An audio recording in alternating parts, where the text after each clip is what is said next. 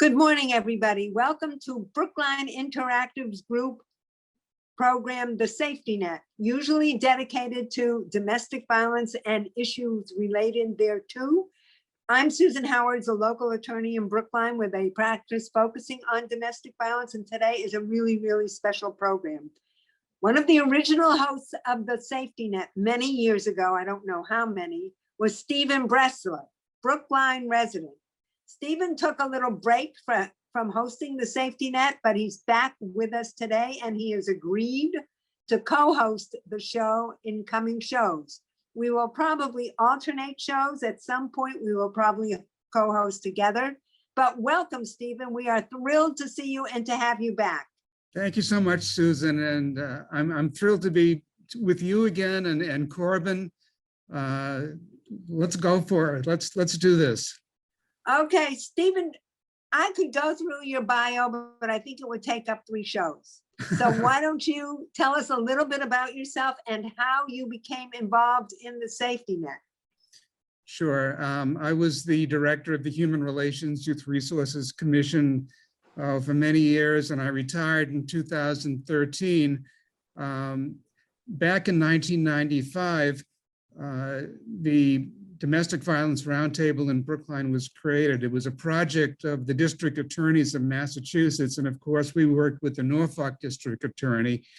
I had been contacted by the police department saying that there was going to be a convening meeting at the Brookline court, and would I please attend? And I said, sure, I'll attend. And it was at that meeting that the roundtable was established. Ronnie Sidney was the chair. She brought some credibility being a member of the Board of Selectmen and a state representative. And the purpose of the roundtable was to bring the various governmental and private organizations together to talk about this very important issue of domestic violence. I think that at that time, back in 1995, it wasn't taken as seriously as it should have been, and kudos to the district attorneys for elevating the topic of domestic violence to the point where people were taking it seriously. And I know, Susan, that you were taking it seriously because your work as a criminal defense attorney and the women in Framingham who really needed you, and you served them so well. Thank you, Steve. But you know, the Domestic Violence Roundtable is still in existence. It's changed a little bit, and maybe you could just address the changes in domestic violence as you've seen it since 1995. Yeah, back in 1995. Well, first of all, people weren't as eager to discuss domestic violence as they are now. We've got the Me Too movement, for instance. Back then, there was a lot of shame among victims, among survivors of domestic violence. Over the years, I've seen an increase in news stories and locally in the Brookline Tab and the Boston Globe and nationally. And people are far more willing to talk about these experiences. And domestic violence involves people of all ethnicities, all religions, all income levels, and I'm so glad that the roundtable was created, number one, and number two, that it's persisted over the decades. Yeah, we are too, but it can use your support and a lot of help. I think one of the things that's unusual is that Big is probably one of the few cable stations to have taken the lead and dedicated a show to domestic violence. But also back in 1995, I just know from my experience, I was working on the Framingham 8 case. The resources were not as great as they are today. In Brookline, I would say, and I would think you would agree, we have so many resources that maybe other communities don't. Well, certainly within the police department, we have Doreen Gallagher and the community relations division, and we've had a lot of support from the chiefs of police who've served. That's important. And when the Domestic Violence Roundtable was first established, it was with the blessing of Judge Herb Goodwin, which was very important. And of course, the DAs have been fantastic, and they've got a whole division within the DA's office that deals with domestic violence. So DA Morrissey is extremely supportive of his domestic violence and sexual assault unit, and they've expanded it. They now have social workers, mental health workers in the DA's office. And I think there's a movement even within police departments to consider other expertise, but first responders should always be the police, because the domestic violence call is the most dangerous call for the police. And they are the only ones who are super trained to handle it, in my opinion. And of course, the training has evolved way back when. If someone were to call the police department and say that she, and it's usually a she, has been abused by a spouse or a partner, the police would come and take the perpetrator out for a walk, walk around the block, tell them to calm down and such. Now it's taken far more seriously. Arrests are made. There's prosecution, as you know, there's prosecution. Thank God it's taken far more seriously. Right, yeah. What do you think we need to do more of today? I think we have to keep talking about it and realize that domestic violence has expanded. It's well, given the way our culture has changed, and you have more same-sex relationships, right?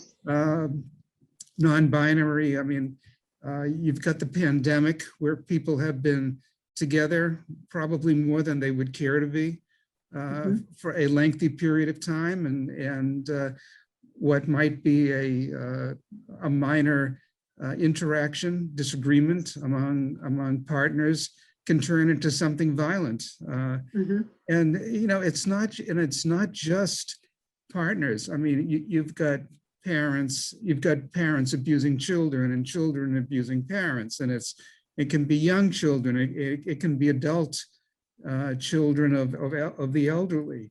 There are so many different types of abuse: emotional abuse, physical abuse, financial abuse. And as I say, it's really evolved, and people need to talk about it. As you mentioned, in addition to the police department, you've got all of these different organizations: Jewish Family and Children's Service, the Catholic Archdiocese, the different churches. Clergy are being trained. District Attorney Michael Morrissey convened several trainings in Brookline.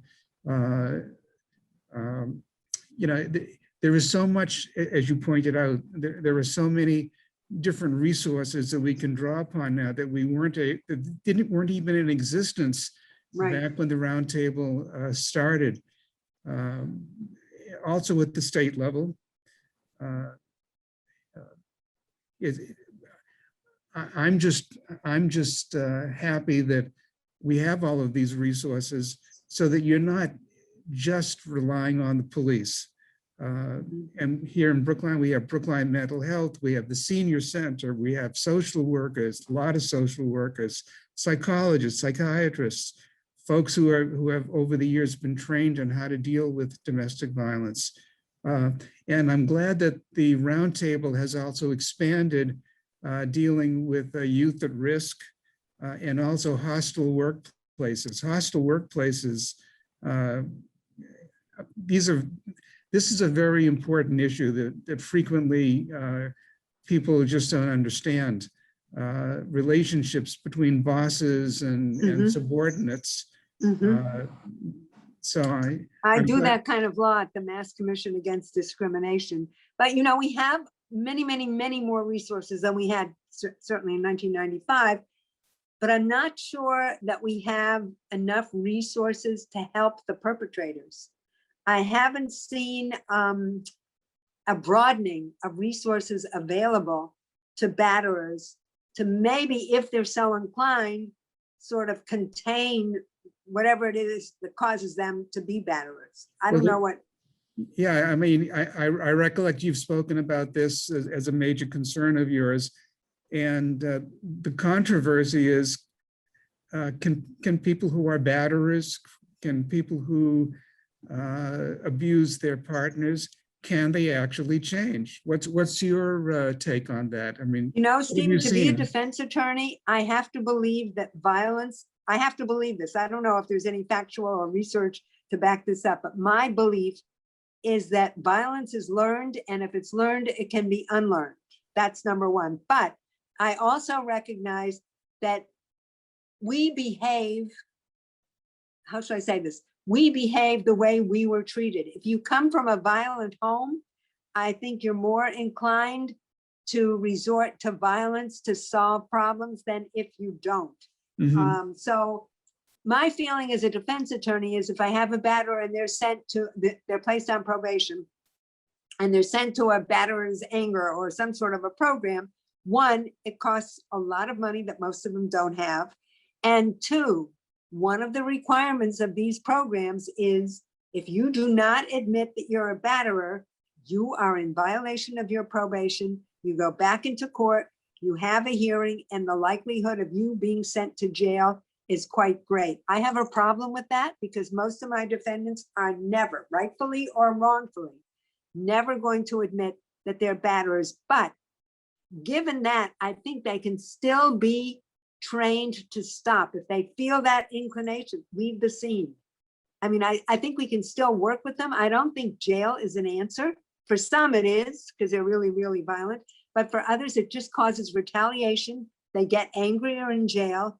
They take it out on the victim or their family when they get out, or they have friends doing it while they're in. So I think it's a very, very complicated issue.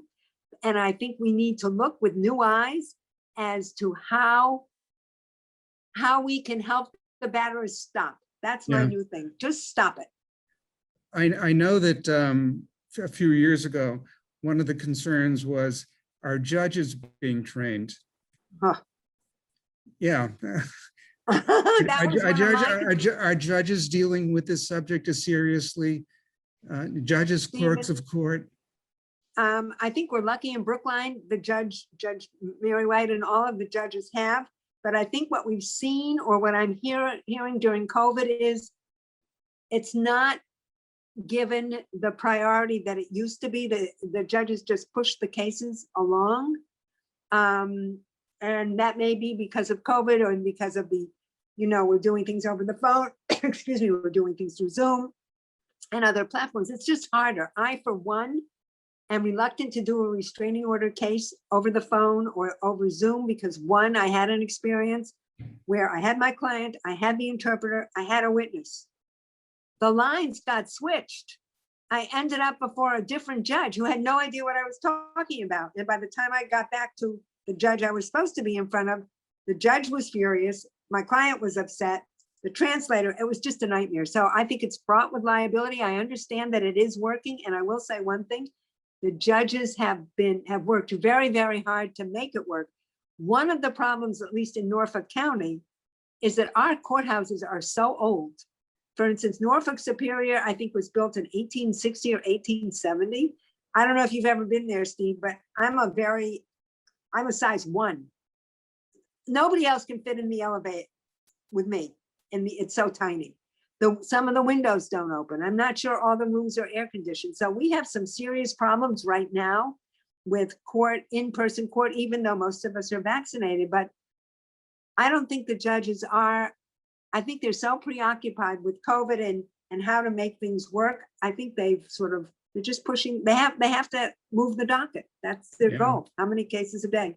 Well, that's been my concern, that the clerks of court and the judges just want to move the case along, and if they don't take it as seriously as we want them to, then the abuser is in court and out of court rather quickly.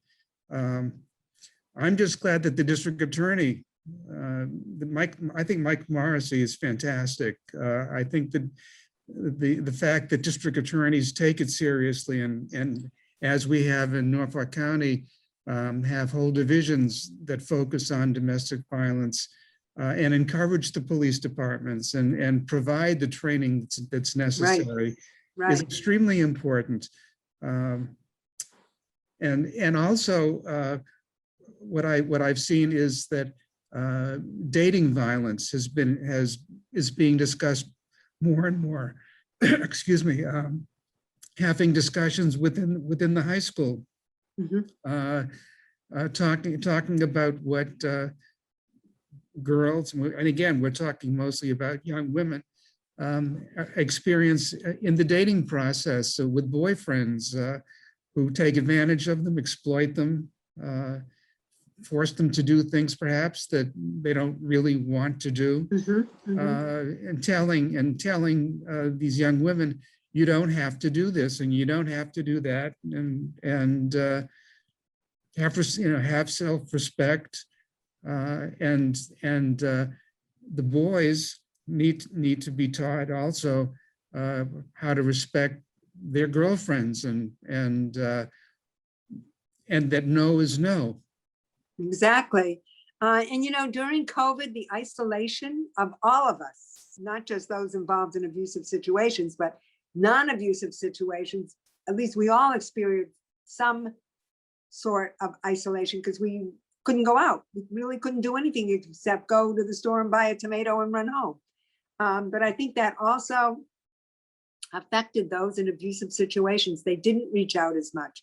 They didn't have their support systems. Some of them didn't have phones. In some cases, I've heard from my clients, COVID was used as a form of abuse.